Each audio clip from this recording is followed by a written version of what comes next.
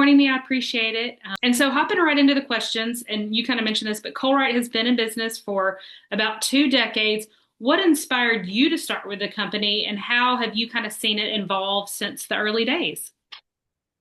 So, um, like I said, started a while ago as kind of something where I just wanted to get like a side gig. Um, and I never knew anything about it. So when I stepped into it, it's kind of this uh weird feeling because, most of us don't venture into $1 million homes, and we don't go around like, seeing what they're sitting on, let's say, or the art that they have on their walls. So you're getting directly involved into really people's homes, right? I mean, this is like how what people are experience when they turn the key and they go into their home, and you get that first impression. So when I got into it, it was kind of like a new world in for me. So it was just a very interesting thing to kind of experience. Um, and it was, I couldn't, once I got into seeing what was involved with it, I continued to, get more and more involved with, I guess, how it changed for me. The interior designers have always done what they do, but for us, I think we became more, I guess, in line with what they needed, their expectations. So I guess as we work alongside designers, designers kind of expect us to behave a certain way, to know certain things. Like there's not there's not much, like a designer will say, they want to set up a room, and we kind of go into it with the side knowledge. It's appropriate for this to go here, it's appropriate for that to go there, and we there's like almost like an unspoken language at that point. So yes, designers will ultimately decide where everything needs to go precisely, but we kind of intuitively kind of work with them. And yeah, it's just, an evolution for me. And you kind of spoke to this a little bit in your response, but white glove means different things to different people. How do you define it at Colwright, and what does it look like in action with your clients? Hmm. So white glove, at least at Colruyt, we will do everything we can to make it happen, whatever it is.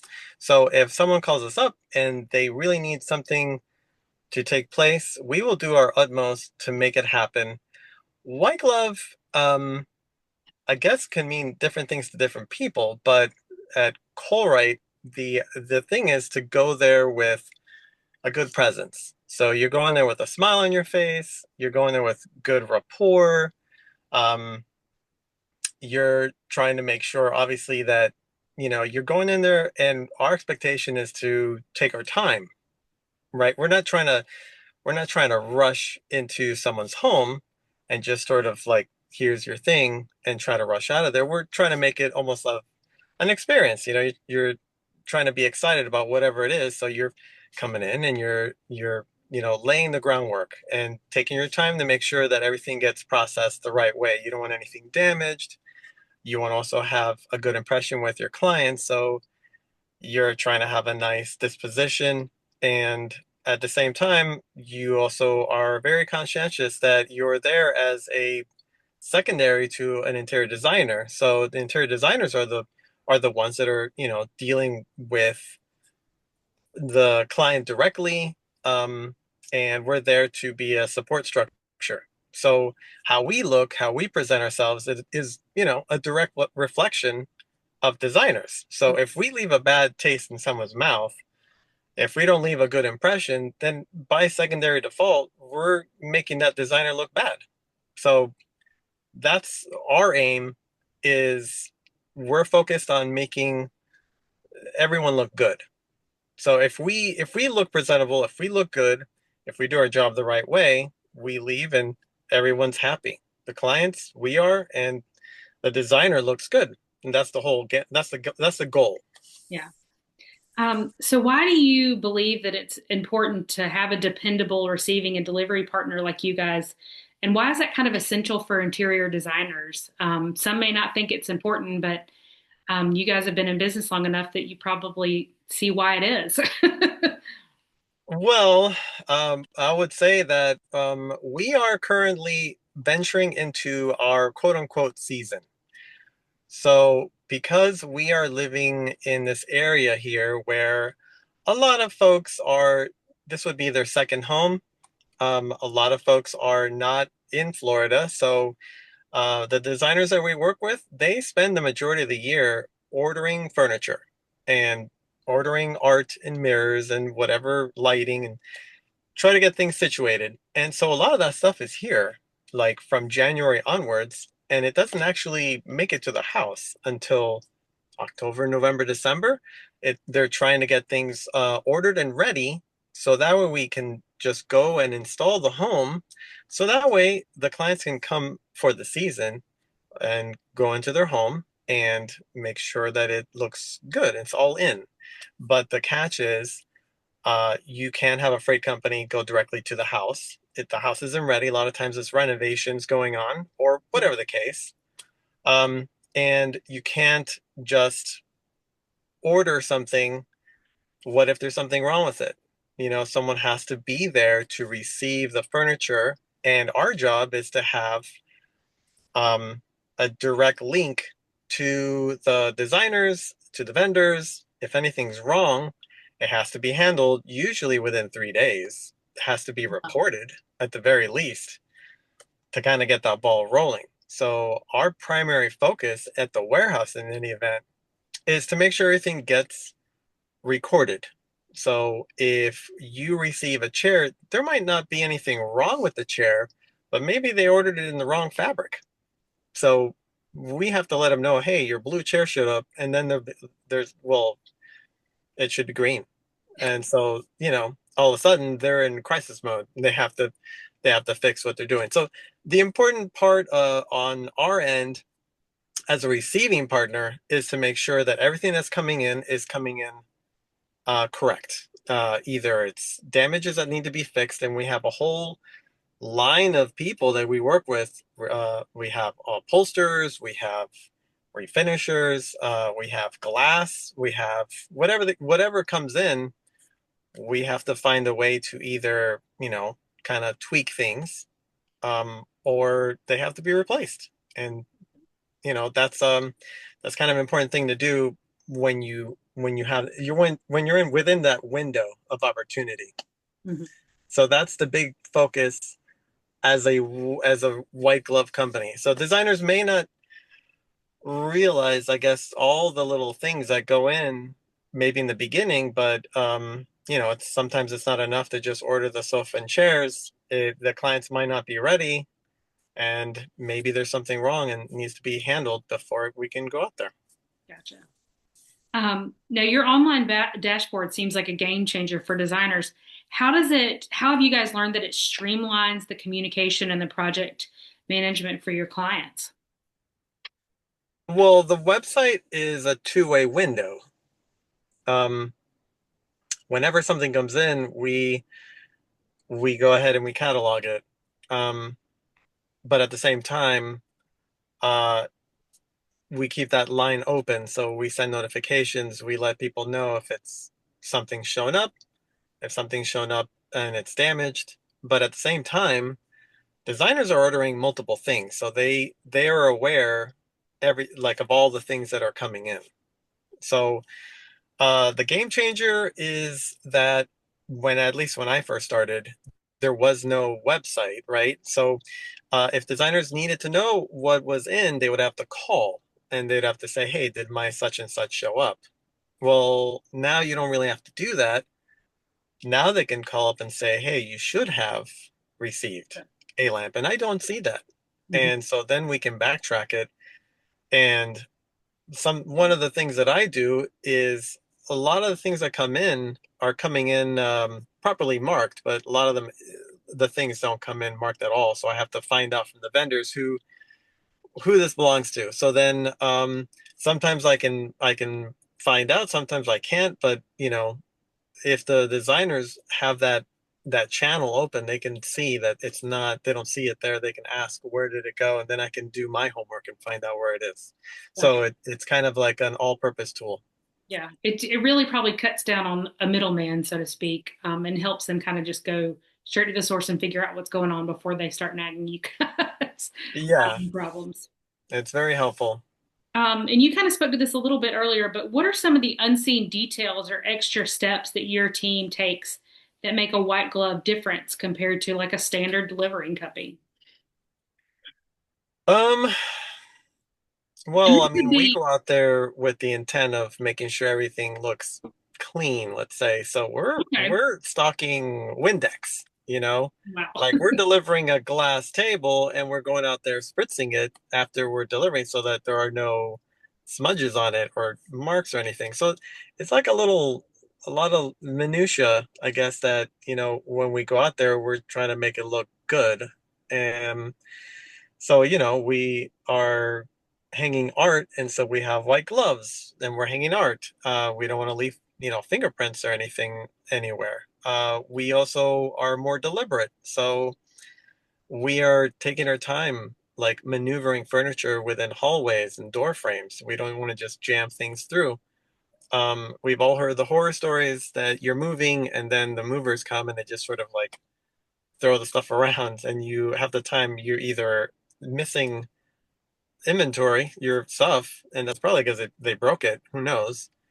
But we're taking our time to make sure nothing does get damaged. We don't want the home to get damaged. We don't want the furniture to get damaged. So I guess the main difference is just our attention to detail. We're trying to make sure that the experience again goes well for everyone involved. We don't want to leave a bad impression. So we're taking that extra time to be more deliberate, and that's the main qualifier.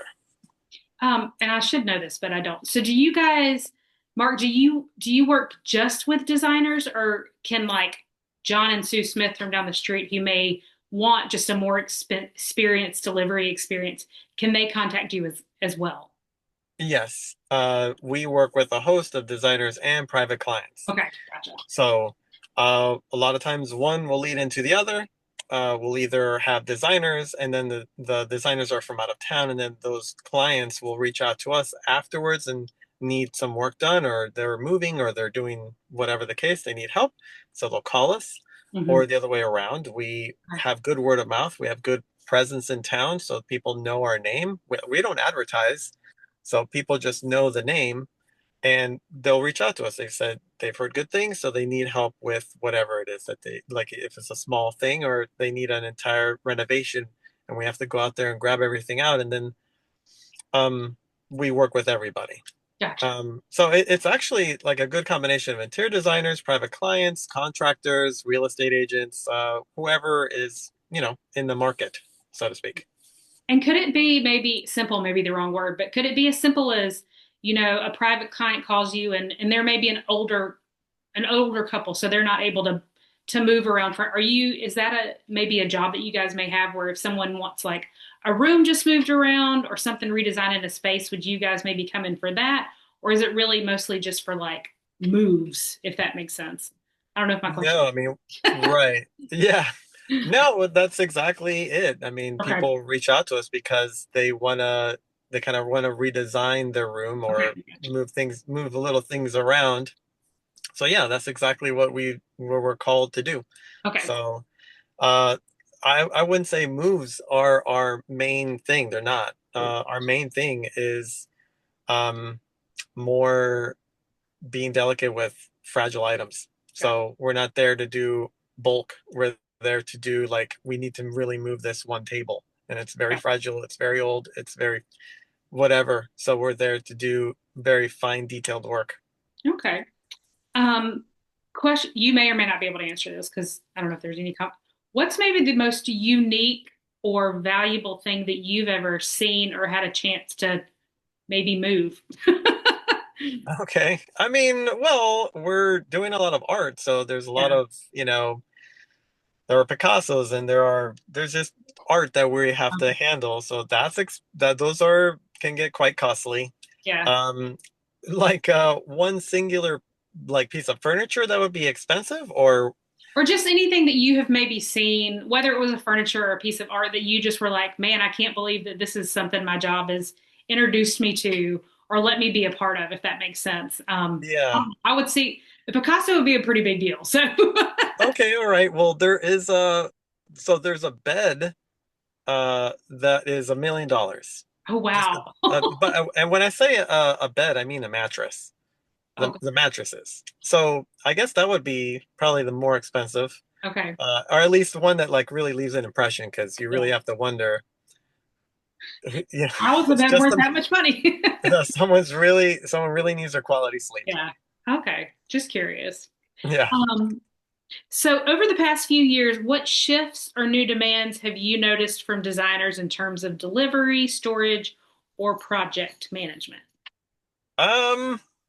So I will say that because of maybe because of COVID, or maybe just because of the demand, I know that for us, our part in it has grown.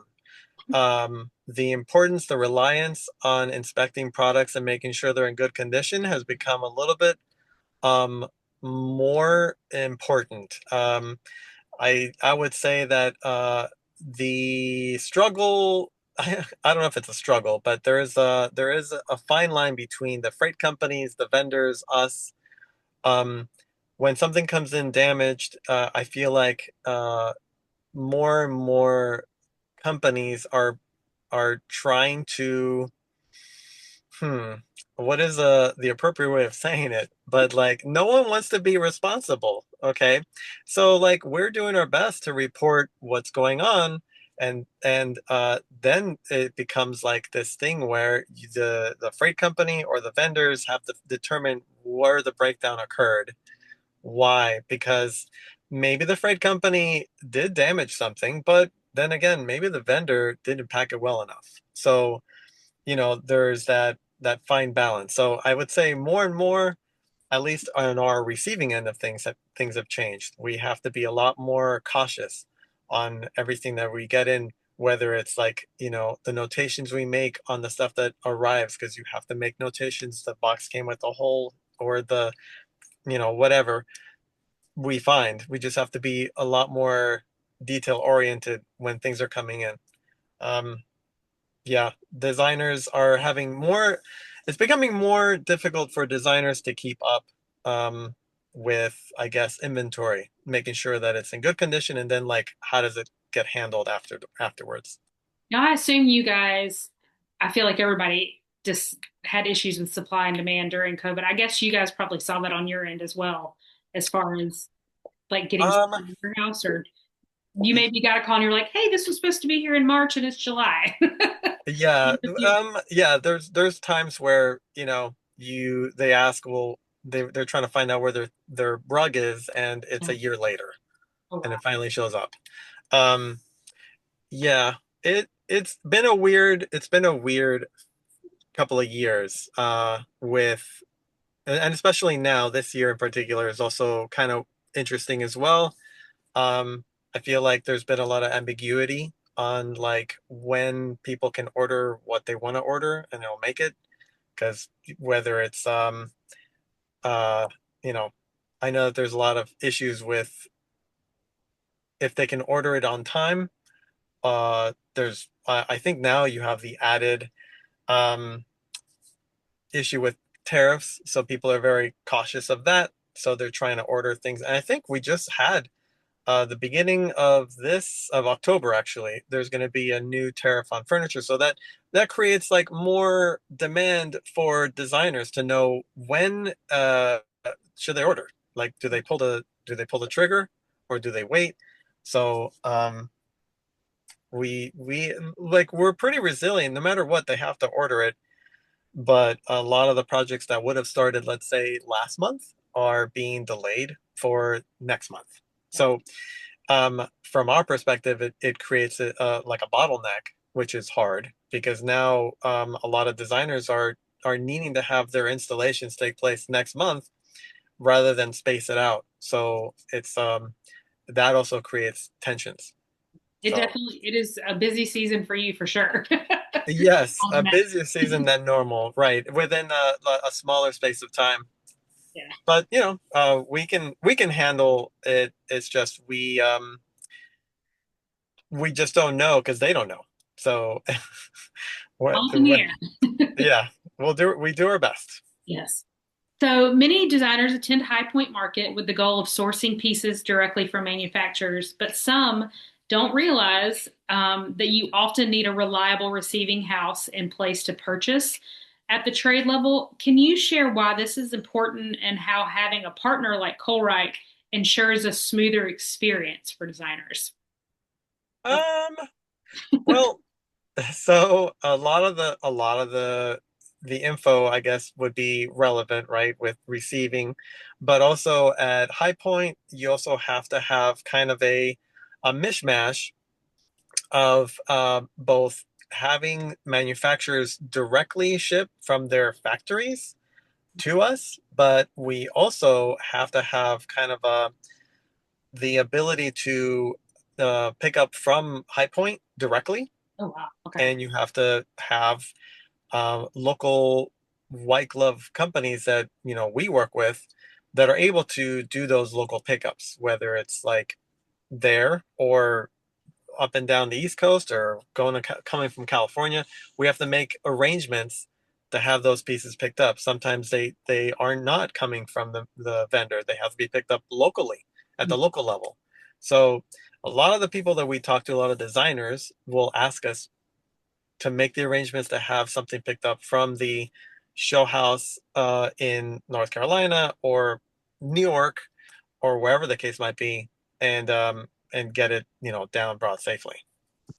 So I guess that's one thing that maybe a lot of designers may not know. Um, but yeah, a lot of times you kind of have to make it happen for them. Now, for designers who may not have worked with a white glove service like yours before, what's maybe the one piece of advice you'd give them to get the most out of this partnership and collaboration? Well, in my experience, the best relationships between designers and us, it is looked up as a partnership. Like we are actively doing everything within our power to make the experience a seamless one. And we don't want anything to go wrong. They don't want anything to go wrong, but of course, things are unavoidable. There are always going to be hiccups. That is just a part of the trade. Every time you handle a piece of furniture, there's always a potential for something to happen. So we can make a delivery, and all of a sudden, there's something wrong with the piece of furniture, and so at that point, we will do everything we can to either fix it, repair it, just trying to make things go well. And so we we will do everything we can to make sure that everything goes well. But I guess the main thing is just sort of like a state of mind. Designers have to be conscientious too that we're in the business of obviously working with them, working for them. But we are doing everything within our power to make the experience go smooth, both for them, for the client. So we're not looking. I don't know how to properly say it. I mean, we're not trying to lay blames. We're not trying to do any of that. We're trying to make it happen. Yeah. So, I guess the main advice I could give any designer is that we are doing everything within our power to make it work. So everything's great when everything works out well, but there's always going to be sometimes bumps in the road, and the best way is to work together to resolve them. You know, and it's not a us versus them scenario. We are working literally together. Well, I don't think I have any other questions. Is there anything that you wanted to maybe share about yourself or design services or Colwright in general? Um, well, I mean, I don't know. Colwright's been around for long enough. I consider us to be the premier service in definitely the in our area. So, and we're constantly expanding now. And so we're just trying to make it so that we have probably the best presence. We want to leave people with a good feeling that we have done everything we can to make them happy. So if there's anything, any takeaway is that, we are actively trying to make the experience a happy and pleasant one. Awesome. We're in this fun transitory time where we are trying to get bigger and bigger. Yeah. So it's been fun. It's been fun to see like the expansion. It's evolving as of last couple of years. So we're excited. All right. Well, perfect. Well, thank you so much. It was fun to talk about this stuff. Yeah. Well, thank you. It's a very different angle for me, so I'm glad that I got to do something a little bit different than usual. So I appreciate you taking time to chat with me. Of course. Thank you so much. Take care. Take care. Bye-bye. Bye.